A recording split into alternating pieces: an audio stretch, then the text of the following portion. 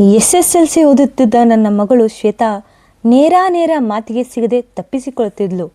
ನಾನು ಆಫೀಸ್ನಿಂದ ಬರುವ ವೇಳೆಗೆ ಹೋಮ್ವರ್ಕ್ ಎಂದೋ ಪ್ರಾಜೆಕ್ಟ್ ವರ್ಕ್ ಎಂದೋ ಬಿಜಿ ಆಗಿಬಿಡವಳು. ಬೆಳಿಗ್ಗೆ ಅಂತೂ ಟ್ಯೂಷನ್ ನೆಪದಲ್ಲಿ ಹೊರಗೆ ಹೋಗ್ಬಿಟ್ರೆ ಆಕೆ ಮನೆಗೆ ಬರೋ ವೇಳೆಗೆ ನಾನು ಆಫೀಸ್ಗೆ ಹೊರಟು ನಿಂತಿರ್ತಿದ್ದೆ. ತುಂಬ ವರ್ಷಗಳಿಂದಲೂ ಇದೇ ಪರಿಸ್ಥಿತಿ ಇದ್ದು ನಿಜ.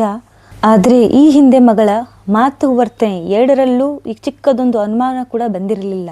ಮಗಳು ಹೀಗೆ ಮುಖ ಮರೆಸಿಕೊಂಡು ಓಡಾಡ್ತಿದ್ದಾಳೆ ಅಂದರೆ ಏನೋ ಅನಾಹುತ ನಡೆದಿದೆ ಅಂದುಕೊಂಡೆ. ಹೇಳಿ ಕೇಳಿ ಮಗಳಿಗೆ 15 ತುಂಬಿದೆ.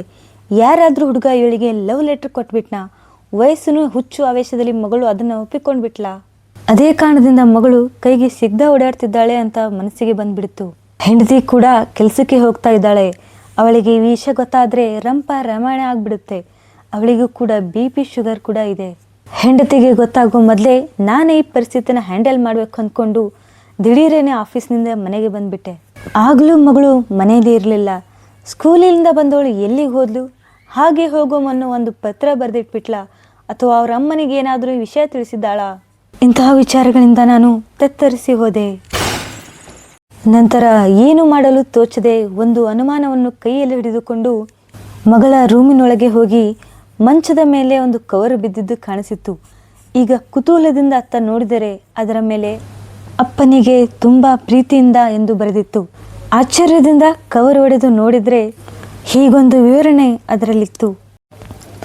ಮೈ ಡಿಯರ್ ಅಪ್ಪ, ನನ್ನನ್ನು ಕ್ಷಮಿಸು. ಒಂದು ದೊಡ್ಡ ಸಂಕಟ ಮತ್ತು ನೋವಿನಿಂದ ನಿನಗೆ ಈ ಪತ್ರ ಬರಿತಾ ಇದ್ದೀನಿ. ಈ ವಿಷಯ ತಿಳಿದು ನಿನಗೆ ಬೇಸರ ಆಗುತ್ತೆ, ಸಿಟ್ಟು ಬರುತ್ತೆ. ಒಂದು ವೇಳೆ ನಾನು ಮನೆಯಲ್ಲಿದ್ದೇ ನಿನಗೊಂದು ಈ ವಿಷಯನ ಹೇಳಿದರೆ ಅಮ್ಮನೂ ನೀನು ಜಗಳಕ್ಕೆ ನಿಲ್ತಾ ಇದ್ರಿ. ಮಗಳು ನಿನ್ನಿಂದಲೇ ಹಾಳಾದ್ಲು ಅಂತ ಅಮ್ಮನಿಗೆ ದೂರು ಮಾಡ್ತಾ ಇದ್ರಿ. ಮನೆಯಲ್ಲಿ ರಂಪ ರಾಮಾಯಣ ಆಗ್ಬಿಡ್ತಿತ್ತು. ಅಂಥದ್ದೊಂದು ಸೀನ್ ನೋಡಬಾರ್ದು ಅಂತಾನೆ ನಿನಗೊಂದು ಹೀಗೆ ಪತ್ರ ಬರೆಯಲು ನಿರ್ಧಾರ ಮಾಡಿದೆ ಕಣಪ್ಪ. ನೇರವಾಗಿ ಹೇಳಿಬಿಡ್ತೀನಿ ಕಣಪ್ಪ, I have fallen in love with Santosh ಕಣಪ್ಪ. ಅಂದ ಹಾಗೆ ಈ ಸಂತೋಷ್ ನನ್ನ ಕ್ಲಾಸ್ಮೇಟ್ ಅಲ್ಲ, ಹಿಂದಿನ ಬೀದಿಯ ಮಾರ್ವಾಡಿ ಹುಡುಗನೂ ಅಲ್ಲ. ಅವನು MBBS ಡ್ರಾಪ್ಔಟ್. ಆಗಲೇ 35 ವರ್ಷ ಆಗಿದೆಯಪ್ಪ. ಅವನಿಗೆ ಹಾಗಾದರೂ ಸಖತ್ ಹ್ಯಾಂಡ್ಸಮ್ ಆಗಿದ್ದಾನೆ. ಜೋರಾಗಿ ಬೈಕ್ ಓಡಿಸ್ತಾನೆ, ಸಖತ್ತಾಗಿ ಹಾಡು ಹಾಡ್ತಾನೆ. ರಜನಿ ಥರಾನೇ ಸಿಗರೇಟು ಸೇತಾನೆ. ಅವನು ಜೊತೆಗಿದ್ರೆ ನನಗಂತೂ ಯಾರಂದ್ರೆ ಯಾರ ನೆನಪು ಕೂಡ ಆಗೋದಿಲ್ಲ. ಅಷ್ಟೊಂದು ಅವನನ್ನು ಪ್ರೀತಿಸ್ತಾ ಇದ್ದೀನಿ.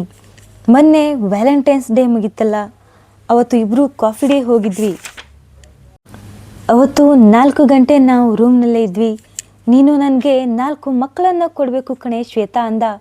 ಆಯಿತು ಡಿಯರ್ ಅನ್ನದೇ ಇರೋಕ್ಕೆ ನನಗೆ ಮನಸ್ಸಾಗಲಿಲ್ಲ. ಹೌದಪ್ಪ, ನಾನೀಗ ಗರ್ಭಿಣಿ.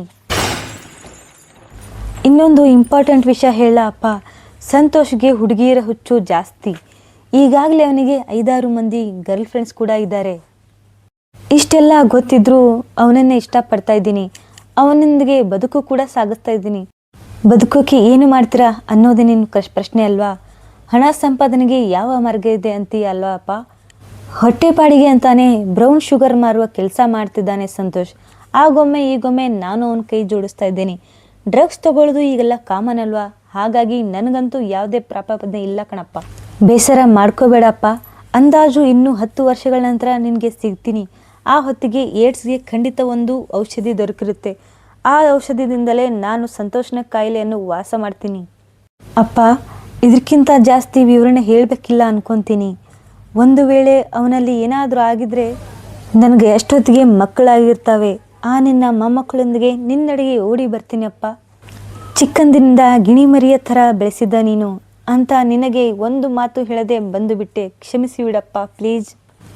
ಇಂಥದ್ದೊಂದು ಮಗಳ ಪತ್ರ ನೋಡಿದ ನಂತರ ನನಗೆ ಬೆವ್ತು ಹೋಗಿಬಿಟ್ಟೆ.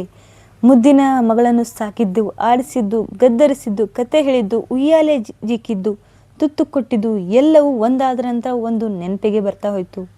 ಈಗ ಏನು ಮಾಡಬೇಕು ಅಂತ ತೋಚಿದರೆ ಇಂತಾಗಲೇ ಈ ಪತ್ರದ ಕೆಳಗೆ PTO ಎಂದು ಬರೆದಿದ್ದು ಕಾಣಿಸಿತು. ಶಿವನೇ, ಇನ್ನು ಯಾವ ಕುಟ್ಟ ಸುದ್ದಿ ಓದಬೇಕು ಅಂತ ಕಣ್ಣೀರು ಹಾಕತ್ಲೇ ನಾನು ಪತ್ರನ ತಿರುಗಿಸಿದೆ. ಅಲ್ಲಿ ಹೀಗೆ ಬರೆದಿತ್ತು, ಅಪ್ಪ, ಈವರೆಗೆ ನೀನು ಓದಿದ್ದೆಲ್ಲ ಅದಷ್ಟು ಗೊಳ್ಳು, ದೊಡ್ಡ ಸುಳ್ಳು. ನಮ್ಮ ಸ್ಕೂಲ್ ಕೊಡುವ ಪ್ರೋಗ್ರೆಸ್ ರಿಪೋರ್ಟ್ ಇದೆಯಲ್ಲ, ಅದಕ್ಕಿಂತ ಕೆಟ್ಟ ಸಂಗತಿ ಇದೆಷ್ಟೋ ಇವೆ ಅಂತ ನಿನಗೆ ನೆನಪು ಮಾಡಲು ಸುಮ್ಮನೆ ಹೀಗೆ ಬರಿಬೇಕಾಯ್ತು. ಮತ್ತೆ ಹೇಳ್ತಿದ್ದೀನಿ, ಇದೆಲ್ಲ ಸುಳ್ಳು ಕಣಪ್ಪ. ಅಲ್ಲೇ ಟೇಬಲ್ ಕೆಳಗೆ ನನ್ನ ಪ್ರೋಗ್ರೆಸ್ ರಿಪೋರ್ಟ್ ಇದೆ. ನೋವಿನ ವಿಚಾರ ಏನಂದ್ರೆ ನಾನು ಈ ಸಲ್ತಿ ಸಿ ಗ್ರೇಡ್ ಬಂದಿದ್ದೀನಿ. ಸಾರಿ ಕಣಪ್ಪ, ಮುಂದಿನ ತಿಂಗಳು ಎ ಗ್ರೇಡ್ ಖಂಡಿತವಾಗ್ಲೂ ಬರ್ತೀನಿ. ಇದಕ್ಕೆ ಸಹಿ ಹಾಕು. ಇದರಿಂದಾಗಿ ಅಮ್ಮನ ಜೊತೆ ದಯವಿಟ್ಟು ಜಗಳ ಆಡಬೇಡ ಕಣಪ್ಪ. ಇಲ್ಲೇ ಪಕ್ಕದ ಮನೆ ಆಂಟಿ ಹತ್ರ ಗೋರಂಟಿ ಹಾಕಿಸ್ಕೊಳ್ತಿದ್ದೀನಿ ಅಪ್ಪ. ನೀನು ಬೈಯೋದಿಲ್ಲ ಅಂತ ಅಂದ್ರೆ ಸುಮ್ಮನೆ ಒಂದ್ಸಲ ಕೂಗು, ಓಡಿ ಬರ್ತೀನಿ. ಅಪ್ಪ, I love you very much. ನಿನ್ನ ತುಂಟ ಮಗಳು ಶ್ವೇತಾ. ಇದನ್ನ ಓದಿದ ನಂತರ ನನಗೆ ಮಗಳ ಬಗ್ಗೆ ಹೆಮ್ಮೆಯು, ತನ್ನ ಅನುಮಾನದ ಬಗ್ಗೆ ನಾಚಿಕೆ ಒಮ್ಮಿಗೆ ಆಯಿತು ನೋಡಿ. ಭಾವುಕನಾದೆ ನಾನು. ಒಂದು ಪತ್ರದ ಮೂಲಕ ನನ್ನ ಯೋಚನೆಯ ಮಟ್ಟನ್ನೇ ಬದಲಾಯಿಸಿದ ನನ್ನ ಮಗಳನ್ನು ನೋಡಿ ಖುಷಿ ಹೆಚ್ಚಾಯಿತು. ಗಂಟಲು ಉಬ್ಬಿ ಬಂದು ಕಣ್ಣೀರು ಬಂದು ಬಿಟ್ಟವು. ಉಕ್ಕಿ ಬಂದ ಕಣ್ಣೀರು ಒರೆಸಿಕೊಂಡು ಸ್ವಲ್ಪ ಗಟ್ಟಿಯಾಗೆ ಶ್ವೇತಾ ಅಂದು ಕರೆದು ಬಿಟ್ಟೆ. ಸ್ನೇಹಿತರೆ, ಪ್ರಿಪ್ರೇಟರಿ ಎಕ್ಸಾಮ್ ಅಲ್ಲಿ ಕಡಿಮೆ ಅಂಕ ತೆಗೆದುಕೊಂಡು ಮುಖ ತೋರಿಸದೆ ಒದ್ದಾಡಿ ಹೋಗುವ ಮಕ್ಕಳನ್ನು ದಯವಿಟ್ಟು ಬೈಬೇಡಿ. ಸುಮ್ಮನೆ ಅನುಮಾನಿಸೋದು ಕೂಡ ಬೇಡ. ಎಲ್ಲ ಪೋಷಕರಿಗೂ ಹೇಳಬೇಕು ಅನಿಸಿದ್ರಿಂದ ಈ ಕತೆ ಮತ್ತು ಪತ್ರ ಸೃಷ್ಟಿಯಾಯಿತು. ಇದು ಉಳಿದಂತೆ ಮಾಮೂಲಿ ಎಲ್ಲರ ಮನೆಯಲ್ಲೂ ನಡೆಯುವ ವಿಚಾರನೆ. ನಮಸ್ಕಾರ.